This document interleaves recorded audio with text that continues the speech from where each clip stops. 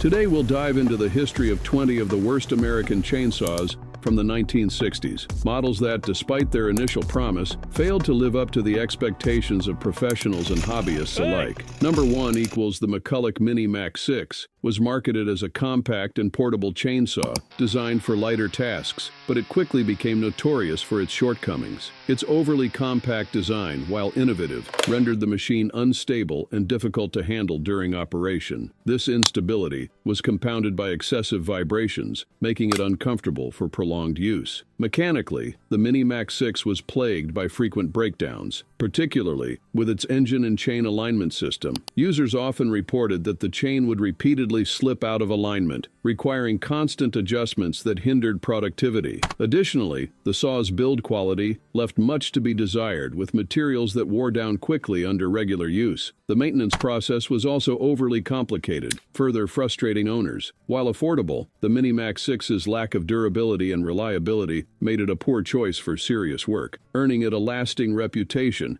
as one of McCulloch's most problematic models.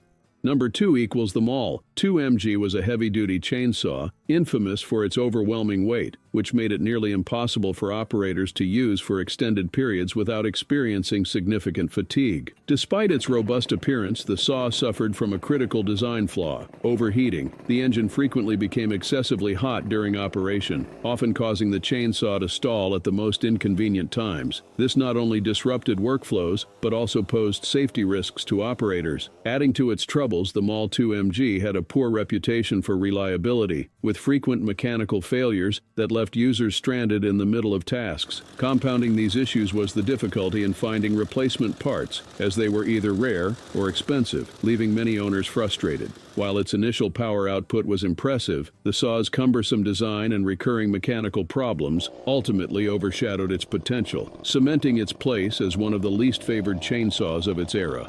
Hey guys, show some love, like the video and subscribe to the channel please. Love is in the air. Number 3. Remington SL9 was a chainsaw that quickly earned a bad reputation among forestry workers in the 1960s. While it looked promising at first, it was plagued with several design flaws that made it notoriously unreliable. One of the most frustrating issues was its constant oil leakage. Users found themselves dealing with messy and inefficient operations, as the oil would often spill during use, making the chainsaw not only messy, but also prone to overheating. The chain tensioning system was another weak point, with many workers reporting that the tension would shift mid-operation, causing the chain to slip or derail at the worst possible moments. As a result, the SL9 became infamous for its short lifespan and required frequent maintenance to keep it operational. Workers frequently described the saw as inefficient and expensive to repair, as spare parts were hard to find and costly. Many veterans of the trade, who had to rely on their equipment daily, commented that the SL9 was more of a burden than a tool, and that it failed to live up to its promises of durability. The constant need for repairs and its overall poor performance made it a poor investment, and for many the SL9 was simply a headache on the job site. Number 4. Homelite XL12 was widely used but quickly became known for its significant issues with excessive vibration, making it uncomfortable for users during extended periods of operation. This constant shaking not only caused fatigue, but also made the chainsaw harder to control, leading to decreased precision in cuts. Many users reported that it was difficult to use for long hours without experiencing hand or wrist pain. While the XL12 was marketed as lightweight and affordable, these advantages were overshadowed by its discomfort and lack of stability. Over time, improvements were made to address the vibration problem, but for many, these changes came too late. Despite efforts to enhance comfort, the XL12's reputation remained tarnished, and it was often considered a less reliable option compared to other models.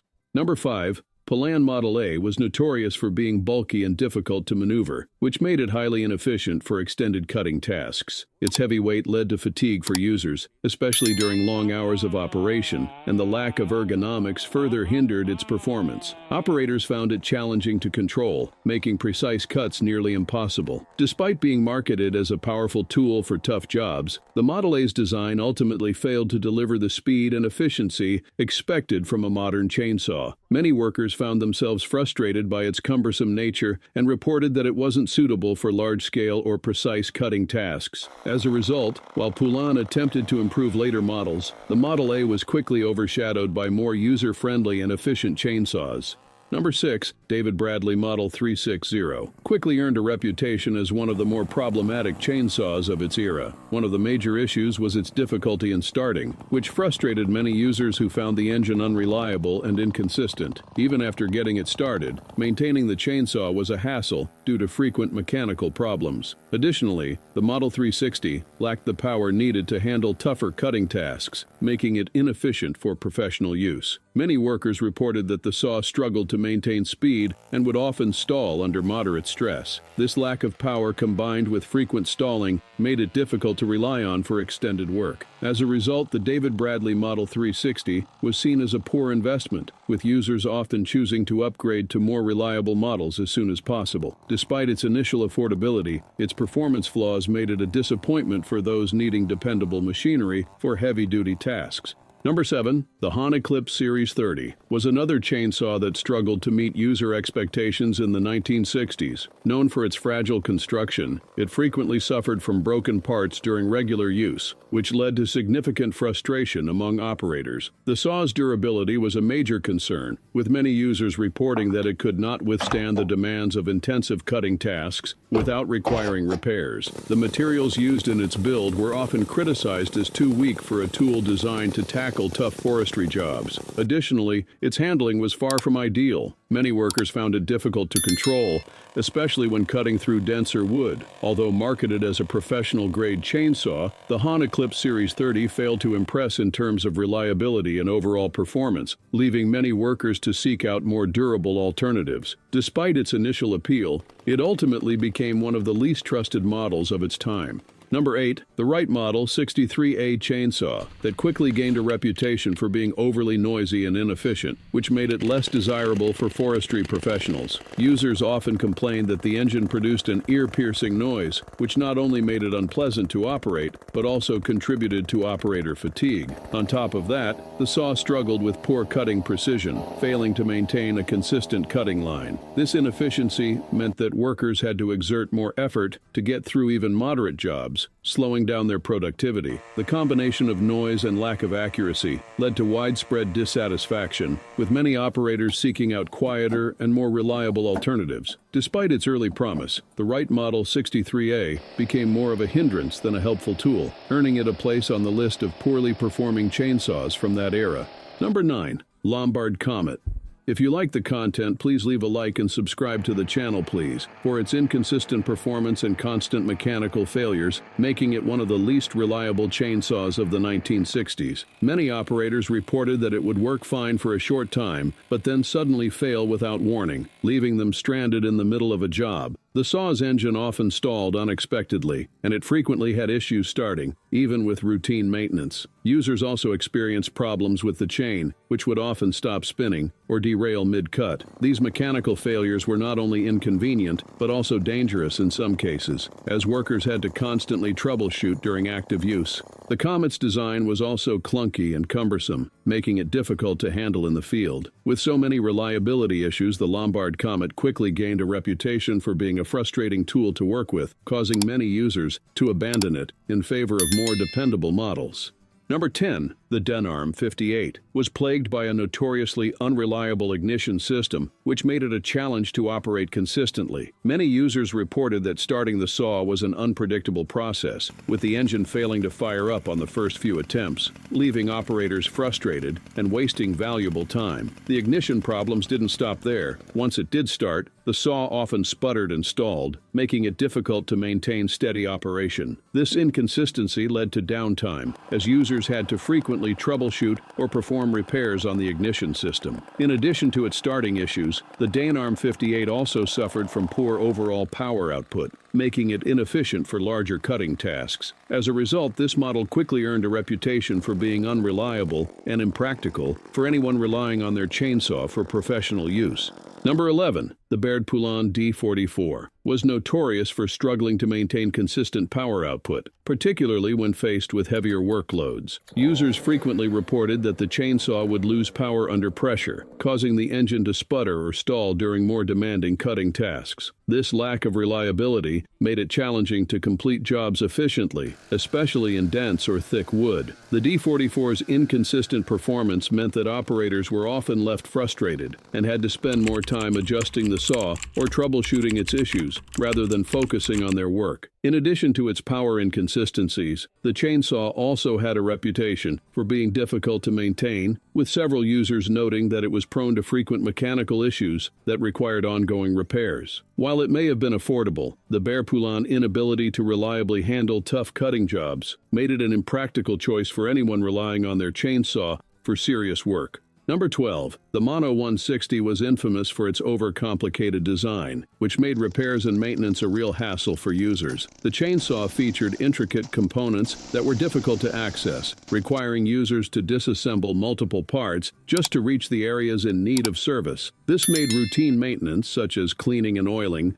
far more time-consuming than with simpler models. Additionally, the complex design meant that when parts did fail, whether the engine, chain system, or ignition, the process of fixing or replacing them was cumbersome, often requiring specialized tools or knowledge. Many operators found themselves frustrated by the constant need for repairs, which not only wasted valuable time, but also increased the overall cost of ownership. Despite its initial promise as a high-performance saw, the Mono 160's overly complex design ultimately made it less practical and harder to rely on for regular, heavy-duty use. Number 13. The O and R8 series chainsaw suffered from weak construction and insufficient power for the tasks it was intended for. While it was marketed as a lightweight option for smaller jobs, users quickly realized that its build quality was subpar, with many parts prone to breaking or malfunctioning under normal use. The engine, although easy to start, lacked the power needed to handle more demanding cutting tasks, causing it to struggle through thicker or denser wood. Many operators reported that the saw was underpowered, requiring multiple attempts to cut through logs, which led to wasted time and effort. Furthermore, the poor construction meant that repairs were frequent, and the saw's short lifespan made it an impractical choice for anyone needing a durable, reliable chainsaw for regular use. The O and R8 series quickly became known as one of the weaker models of its time, frustrating those who needed a tool that could stand up to tougher jobs. Number 14. The Ward's Powercraft chainsaw was plagued by frequent issues with chain misalignment and poor durability, making it a troublesome tool for operators. One of the most common complaints was that the chain would regularly slip out of alignment, requiring constant adjustments during operation. This problem not only disrupted work, but also made the saw less effective for precise cutting tasks. Additionally, the Powercraft's build quality was subpar, with many users reporting that it wore down quickly after repeated use. The chainsaw's components were prone to breaking, and its overall durability was far from ideal, especially when compared to more robust models available at the time. These issues made the Ward's Powercraft an unreliable choice for both casual users and professionals, and it was often criticized for its inefficiency and frequent need for repairs. Number 15. The Strunk L Series suffered from a flawed fuel system, which caused frequent stalling during operation.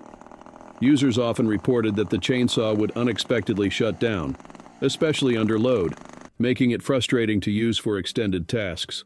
The fuel delivery system was prone to clogging, leading to inconsistent performance and more frequent maintenance. This issue not only wasted time but also reduced productivity, as operators were forced to restart or adjust the system during work. Overall, the Strunk L Series was regarded as unreliable and inefficient, failing to meet the demands of most users. Number 16. The Dewalt KB7 was criticized for being heavy and awkward, making it difficult to handle for extended periods. Despite its size, it had limited cutting capacity, which frustrated users who expected a more powerful performance from such a large chainsaw. The saw's weight made it cumbersome, especially for those who needed a more agile tool for precise cuts. Many operators found it hard to maneuver, leading to inefficiency and fatigue. With limited cutting power relative to its bulk, the Dewalt KB7 quickly became less favored, as users sought out more balanced and effective alternatives. Number 17. The Titan Super Chainsaw was known for being bulky, which made it difficult to handle, especially during high-stress tasks. Despite its size, It frequently failed under heavy use, with many users reporting that the saw lacked the durability needed for tougher cutting jobs. The model often struggled to maintain consistent performance when faced with thicker logs or challenging conditions, leading to stalls and overheating. Operators also found it uncomfortable to operate for extended periods due to its weight and poor ergonomics. Overall, the Titan Super became known for its inefficiency, and many professionals quickly moved on to more reliable, lightweight models that offered better performance in demanding situations. Number 18. The Husqvarna 65 early models faced significant durability issues, which led to frustration among users. Despite being a relatively advanced chainsaw at the time, it had problems with the engine and components breaking down after repeated use. Many operators reported that it wore out quickly, with parts needing frequent replacement, making it less reliable for heavy-duty tasks. These durability concerns, coupled with inconsistent performance, made it a less popular choice among professionals during its early years. However, Husqvarna took note of these issues and made significant improvements to later versions of the 65, addressing the reliability and overall build quality. As a result, the updated models were much more robust and earned the brand a better reputation for long-term durability. Number 19. The Sears Craftsman 520 was notorious for its cheap parts that required frequent replacements, making it a headache for users who needed a reliable chainsaw. Many operators reported that key components, such as the carburetor and chain tensioning system, would wear out quickly, often breaking down after only a few uses. These cheap parts led to costly repairs and downtime, making the 520 an impractical choice for those needing a durable, long-lasting tool. Despite its affordability, the chainsaw's constant maintenance needs outweighed its low initial cost, and many workers opted for models that offered better quality and reliability. The Sears Craftsman 520 ultimately became a model associated with inefficiency and frustration for users. Last one, the Clinton D65 was frequently criticized for its poor engine performance and high fuel consumption, which made it a burdensome option for users. Many operators found that the engine lacked the power needed to perform demanding tasks efficiently, leading to reduced productivity. Additionally, the saw's fuel consumption was notably high, requiring constant refueling during extended jobs, which made it both inefficient and expensive to operate.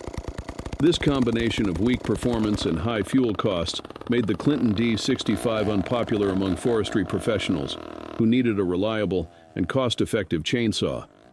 Despite its affordability, its poor engine design and fuel inefficiency made it more of a liability than a tool for serious work.